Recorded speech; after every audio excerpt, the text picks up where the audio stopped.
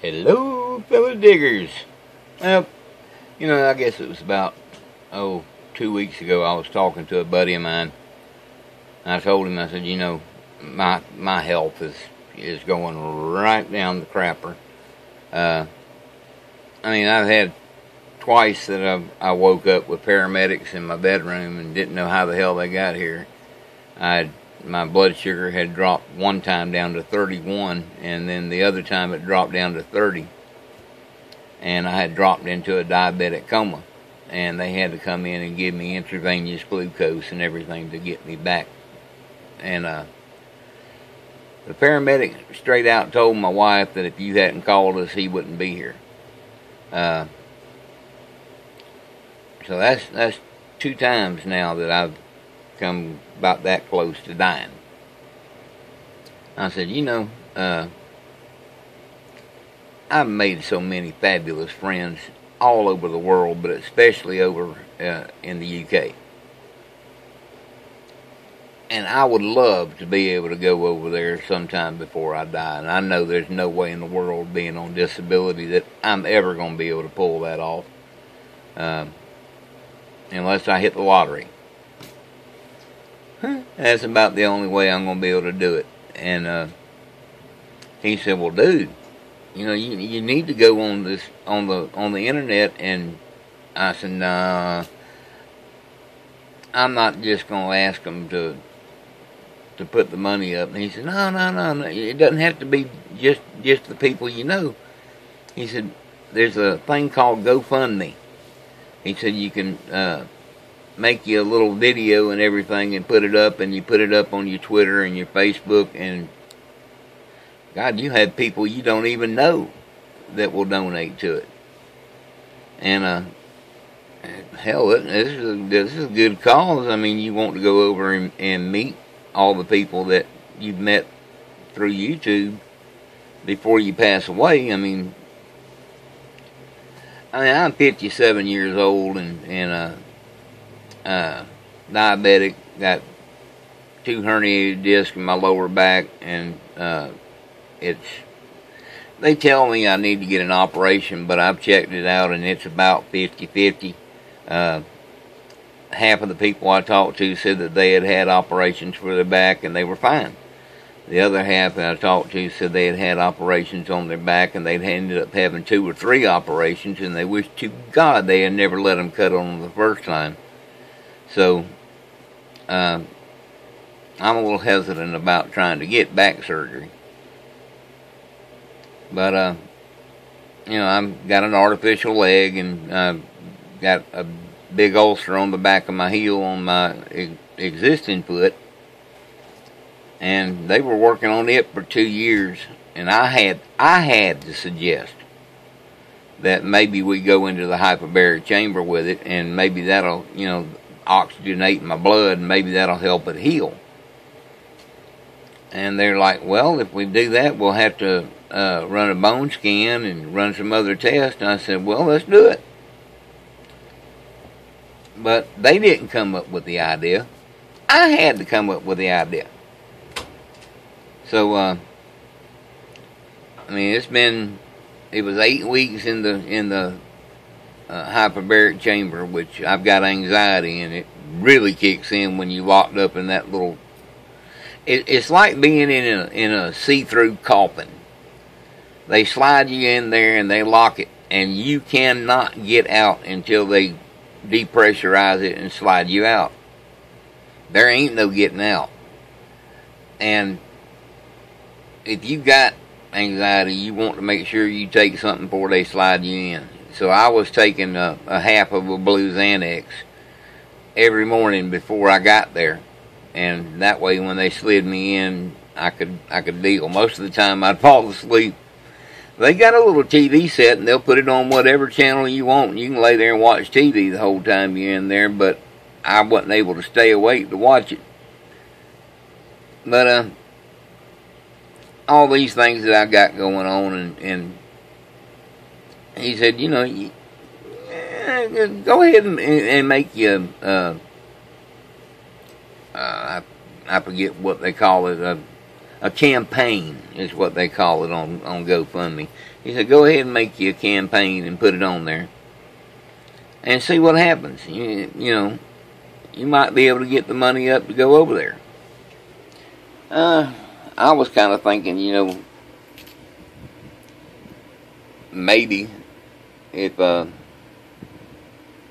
no, that wouldn't even work. I was thinking maybe if I got my car paid off, that I could borrow the money and get enough money, but it's a 2007.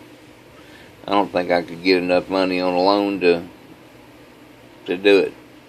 So about the only way to do it is something like this or hitting the lottery. So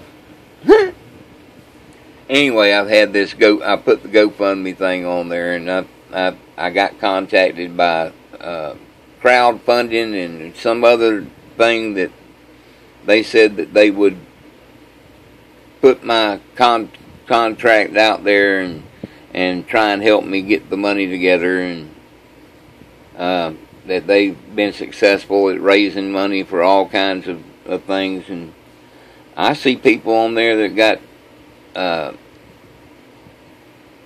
got things on there that are a lot goofier than what mine is. I mean, I'm honestly wanting to go across to meet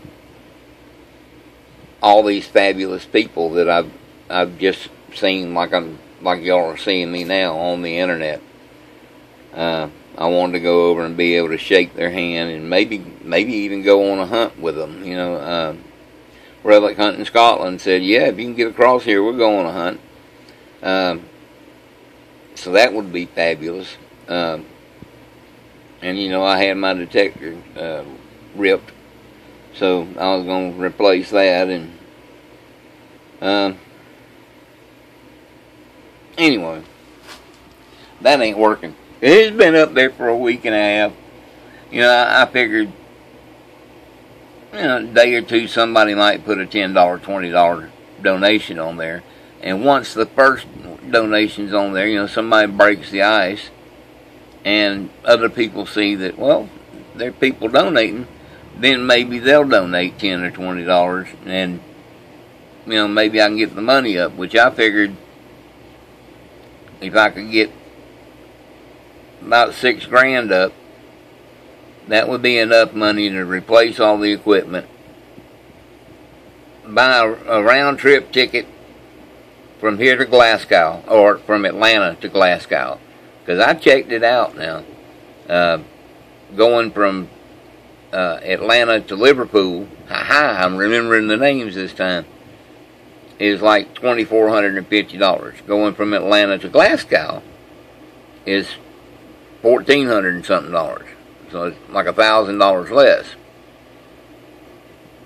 And, well, actually the round trips, I believe, is how it is. No, single flight. And anyway, that would leave me enough money to rent a car, and hopefully I can remember I got to drive on the left side of the road rather than the right side of the road. Otherwise, there's going to be some people mad at me. And if they're hollering at me in Gaelic, I would have no idea what they're saying. But leave me enough money to rent a car of some kind, and money for either a hotel or a bed and breakfast. I think over in England, most of your lodging is more of a bed and breakfast type thing, in the lower dollar amounts. If you're going to rent a hotel room, it's usually a suite, and I think that really runs some bucks. And that's in your bigger cities. Of course, Liverpool is one. But you know, that would be, and of course a little bit of pocket money where I could eat on, and I want to get a kilt sometime. I'd love to be able to get one, and while I was there would be the time to do it, because I could get it less expensive and not have to pay for all the shipping to get it shipped from England to America. So I had it scouted out and figured out, but I told him, I don't really see that. Oh, dude, try it. You never know till you try. Well, now I know. But it was a thought. So, I'll just have to wait and see if I can hit the lottery. And I don't have to hit the multi-million dollar, although that would be sweet. If I could hit 25, 30,000 on it, that would leave me enough to do everything that I need to do here and give me enough money to do the trip as well. God, I'd love to be able to come up with enough money to where I could not only go over to England and Scotland, but go up to Amsterdam and up in that area and meet some of my friends that are in Denmark and Sweden, and then come back down to France and go from France back over, because I got to think about being over the water or being in the water. Go back over to America and fly down along the coast of South America till you get down close as you can get, and then get on a plane going to Australia and meet Dinky Di and a few other people that I know down in the Australia area. And I think I got one or two people over in New Zealand too that it'd be nice to hop across and say hi. But that is a pipe dream, sure enough. I don't see that happening. That I would have to really hit a big number on the lottery in order to be able to afford to do all that. Although it would be sweet. But back to the drawing board, as they say. I have to go ahead and just get back to my dream of hitting the lottery and being able to come over that way. So maybe one day you'll see me come on here and say, guess what? I hit the lottery.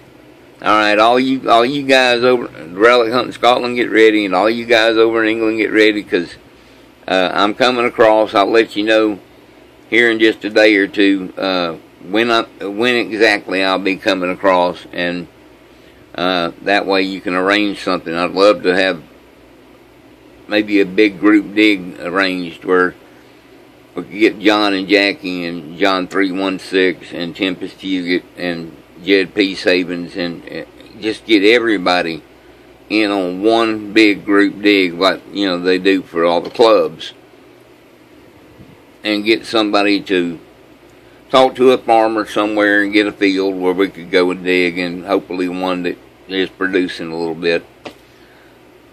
But that would be so cool to be able to go on a dig with everybody. And even though I wouldn't be able to do a whole lot of walking, if I get that folding chair and the strap that goes over your shoulder, I could go until my leg was just killing me, and maybe I could make it without falling too many times. Although I've got a pretty good feeling I'm going to fall. But that's alright. The fields are soft. They've been plowed. You can fall in that dirt, pick yourself back up and go. So, keep listening. One day maybe I'll be lucky and hit the lottery. I've never done it, so I'm due. And that's it. I just wanted to step on here and tell you I done realized how foolish I was. Well, I knew it was foolish to begin with, but my buddy said try it. So I tried. But it's been on there a week and a half, and it ain't got so much as $1 on it, so I'm going to let her go. And people, until next time, this is your one and only, and thank God I'm your one and only, Penny Digger, saying I'm out.